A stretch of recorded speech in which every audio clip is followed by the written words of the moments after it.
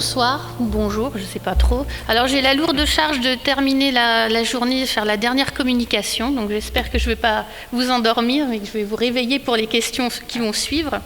Donc la présentation d'avant, en fait, c'est une très belle introduction à la mienne, puisque moi je vais vous parler de la formation des travailleurs à l'amiante, et plus précisément les travailleurs qui sont affectés aux opérations de sous-section 4, et encore plus précisément d'une opération de contrôle qui a porté sur ces organismes de formation qui dispensent des formations à destination de ces intervenants en sous-section 4.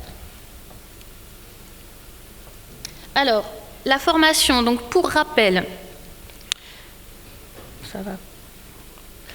la formation est obligatoire, quel que soit le type d'activité, qu'on soit sur une opération de sous-section 3, donc de retrait, de démolition ou d'encapsulage, ou des opérations de sous-section 4, donc tout type d'intervention sur des matériaux amiantés susceptibles de libérer des fibres.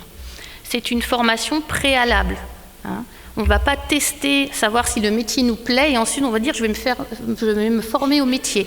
La formation, elle doit se faire avant la première intervention, susceptible d'exposer le salarié. Cette formation, elle ne se fait pas n'importe comment non plus.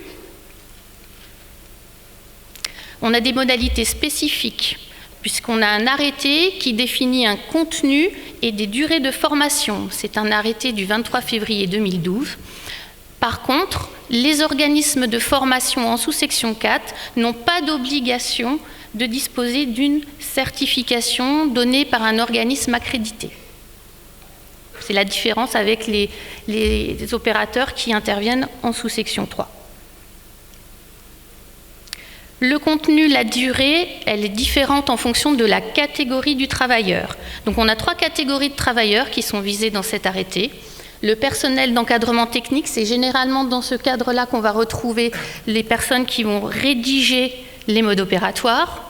On a le personnel d'encadrement de chantier, l'équivalent de chef de chantier qu'on va pouvoir retrouver sur certains chantiers. Et surtout, on a les opérateurs. Et vous constaterez que les opérateurs ont une durée de formation de 2 jours en formation préalable. On a aussi la possibilité, et c'est très utilisé dans les petites entreprises, les TPE-PME qui font des interventions en sous-section 4, d'avoir un cumul de fonctions. C'est-à-dire des mêmes personnes qui vont faire des opérations, donc être opérateurs, qui vont s'occuper aussi de la gestion, voire de l'élaboration des modes opératoires. Donc il y a une possibilité d'être formé. Cette formation se fait sur 5 jours, mais on a la possibilité de la dissocier en 2 phases de 3 plus 2 jours. Ces formations, elles ont un contenu théorique, mais aussi une partie pratique. Les constats sur le terrain. Alors, pourquoi il y a une opération de contrôle ? Il y a eu beaucoup de remontées en fait à la Direction générale du travail pour signaler des manquements portant à la fois sur le contenu des formations. Alors, certains organismes de formation en étaient encore à la réglementation précédente, c'est-à-dire qu'elle parlait encore de formation d'amiante friable ou non friable. Donc ça commence à être un petit peu vieux tout ça. On avait aussi des soucis sur la qualité des formateurs et leurs compétences. Des personnes qui n'avaient pas forcément suivi de formation sur la thématique de l'amiante, qui avaient certes des expériences dans le domaine du bâtiment, mais pas spécifiquement sur l'amiante. Le secteur de la formation en sous-section 4, donc on l'a dit, il n'y a aucun dispositif équivalent à la certification pour encadrer les conditions d'exercice de ces organismes de formation. Donc c'est un marché quand même qui est potentiellement très important, puisque les intervenants en sous-section 4, finalement, c'est potentiellement toutes les entreprises qui peuvent intervenir sur un bâtiment. Donc ça fait quand même un large panel d'intervenants. Et on s'est aperçu que des organismes de formation qui intervenaient n'avaient pas forcément les moyens, alors pas forcément les moyens en termes humains, mais aussi en termes de technicité. Il a donc été décidé une opération de contrôle. Cette opération de contrôle, comment elle s'est organisée ? Elle a été une action conjointe en fait des services de la Directe. Alors la Directe, c'est différents pôles. Alors je vous invite à aller sur notre stand récupérer notre plaquette si vous voulez avoir plus d'informations.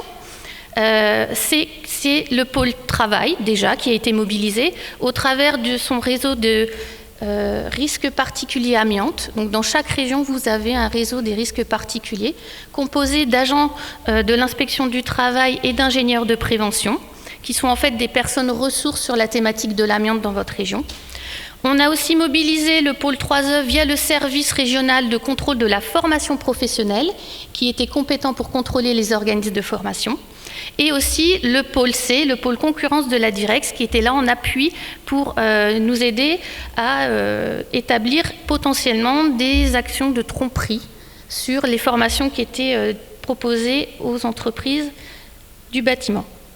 Les cibles, la cible, ça a été tous les organismes de formation qui sont intervenus à un moment donné en sous-section 4 et qui ont eu des financements par les OPCA pour ce faire. Le contrôle, il a porté sur tous les aspects, aussi bien le contenu des formations, les compétences des formateurs et sur les plateformes pédagogiques. Il y a une obligation pratique sur ces formations. On doit avoir une plateforme pédagogique adaptée à l'activité de l'entreprise qui envoie son salarié.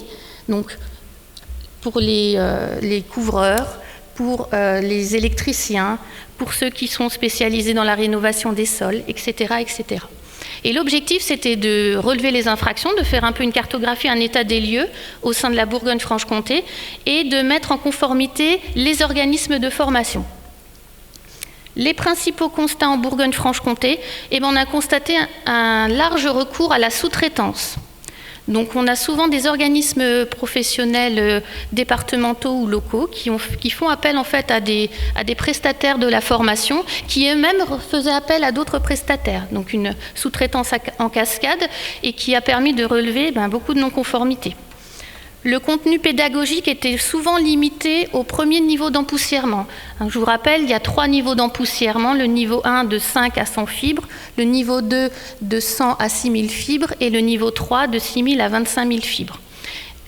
On constatait en fait une dérive où finalement on avait tendance à dire la sous-section 4, on est en niveau 1.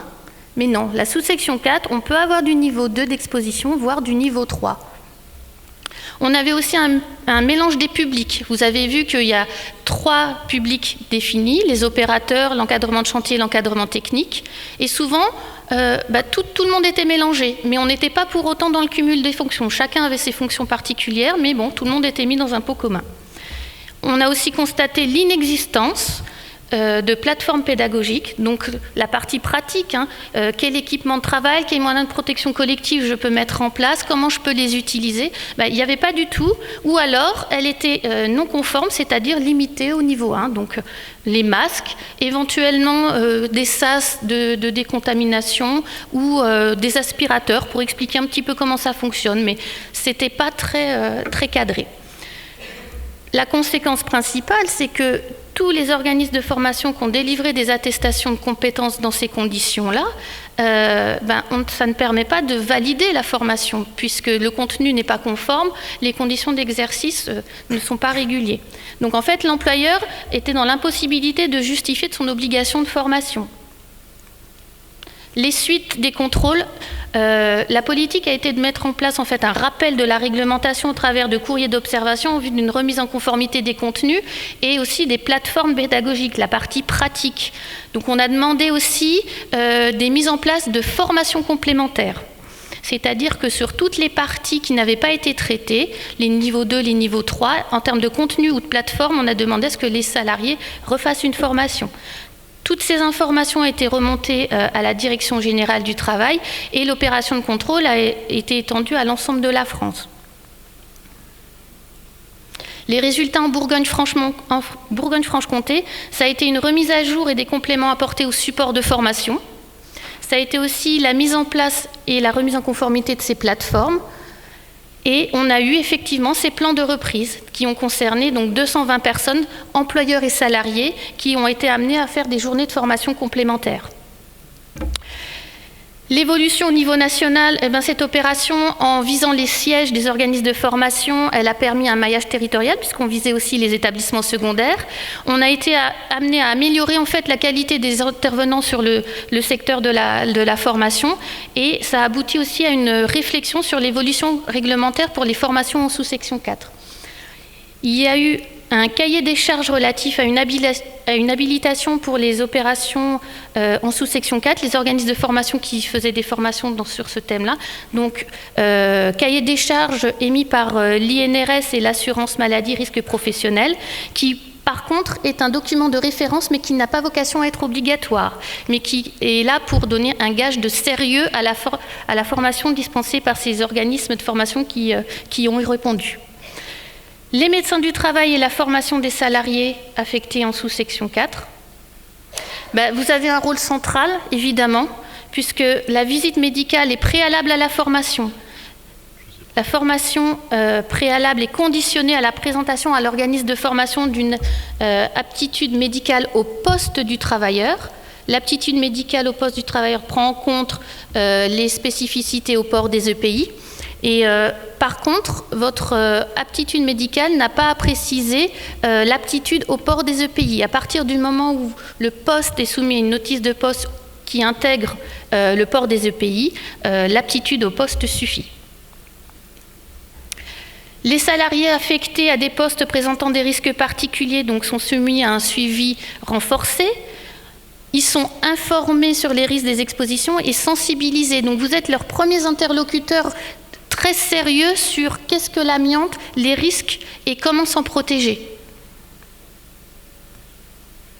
Hop. Les problématiques potentielles, au niveau de l'aptitude pour vous, ça va être de connaître l'entreprise. Est-ce que l'entreprise intervient sur tout type d'activité? Est-ce qu'elle intervient en amont? Elle a la possibilité d'avoir connaissance de la présence d'amiante. Est-ce qu'elle intervient dans des situations d'urgence?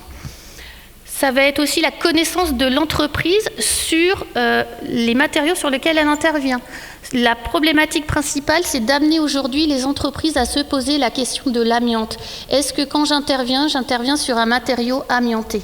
Ce n'est pas la première préoccupation des entreprises, mais c'est la première question qu'elles devraient se poser aujourd'hui pour permettre de protéger leurs salariés de manière efficace.